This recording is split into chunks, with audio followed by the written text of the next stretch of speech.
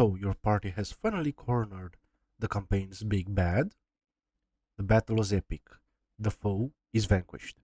And you describe the mountain of treasure they've so rightfully earned, only to be met with some polite nods. The legendary sword is just another plus one weapon with a fancy name, and the pile of gold gets divvied up and quickly forgotten. It's a classic problem for dungeon masters, right? The reward at the end of a world shaking campaign can feel way less impactful than the journey itself. But what if, instead of just giving your players more power, you gave them rewards that completely changed how they play the game? What if the loot didn't just end the story but kicked off the next three? We're going to talk about three endgame rewards that won't just feel legendary, they'll revolutionize every single encounter from here on out. First up is a reward that's all narrative, all power, and all kinds of trouble. I like to call it the inherited mantle. Here's the thing, once the BBG is dead, the story can feel, well, over. The main motivation is gone. The inherited mantle fixes this by making the villain's defeat the start of a brand new character arc.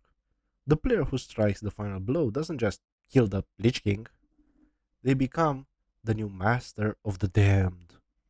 Or maybe they shatter the demonic pact holding a region in its thrall, only to realize the pact's responsibilities and its ancient enemies now fall squarely on them. Mechanically, sure, this grants them incredible new abilities. Maybe they can command undead, speak with demons, or draw power from a corrupted ley line. But this always comes with a heavy price. The forces they now control are probably evil. Their new neighbors are definitely terrified, and the original master of that power might just want it back. All of a sudden, your player has a new identity, new goals, and a whole host of new problems. The reward isn't just an item, it's a whole new story. Next, let's talk about a reward that gives your players a real, tangible stake in the world they just saved. A fortress, a title, or maybe even control of a valuable resource. The problem with gold at high levels is that it's basically meaningless.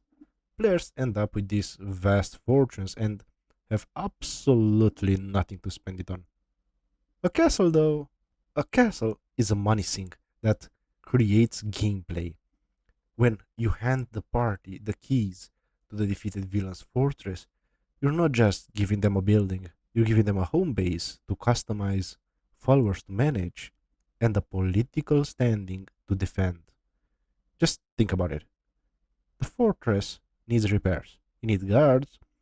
That local lord might see them as a threat, while a neighboring kingdom could see them as a powerful new ally. Do they turn that newly acquired mine into a source of income, or do they use its resource to arm a local militia? This kind of reward transfers players from wandering adventurers into leaders with real responsibilities, turning wealth from a boring number on a character sheet into a driving force for brand new adventures. Our final reward is one that directly hacks the game mechanics to make your players feel truly legendary, giving a player their own legendary action. Here's the problem this solves. As players get into these epic levels, the action economy is skewed heavily in their favor. A single boss monster, no matter how tough, can get completely overwhelmed by a party of four or more heroes, all getting to act before it can even blink. Monsters get legendary actions to balance this out, letting them act at the end of another creature's turn. So, why not give one to a player? After a truly heroic deed, a god, a primordial, or the spirit of a long dead warrior could grant a player a single thematic legendary action they can use once for a long rest. Imagine the party's fighter, as a legendary action, getting to make one weapon attack at the end of an enemy's turn, or the wizards casting a cantrip to mess with a foe's movement. This doesn't just make the player more powerful, it changes their entire tactical brain. They start thinking like a boss monster, looking for opportunities to influence the battlefield even when it's not their turn.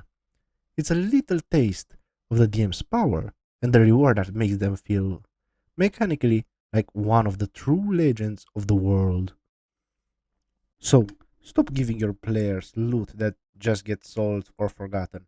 Give them rewards that create stories, that come with responsibilities, and that open up brand new ways to play the game. These are the kinds of rewards your players will remember. And now, I want to hear from you. What's the most creative, game-changing reward you ever given or received in a D&D campaign? Drop in the comments below. I love to steal some ideas for my own games. If you like this video and want more tips on being a better DM, go ahead and hit that like button and subscribe for more. Remember, the best rewards aren't just an epilogue to the last adventure. They're the prologue to the next. Thanks for watching. Keep building those worlds and I'll see you on the next one.